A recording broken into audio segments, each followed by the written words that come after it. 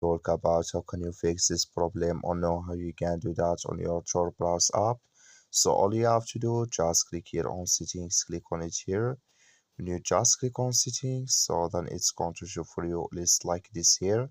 Then you go down, just keep going down, then you click here on apps, come to apps list here, and there you're looking for top browse app, or just click on search. Then here at top brow browse, sorry, Tor, you add Tor browse app, it's going to show for you like this. Click on it here, so then it's going to take you to this list. Click on for stop, click on OK.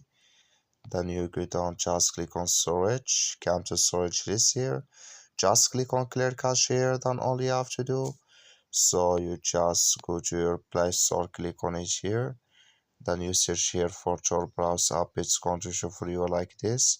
You will find here update, click on it, and it's going to work with you. That's all you have to do. Thank you for watching. Don't forget to support us by liking.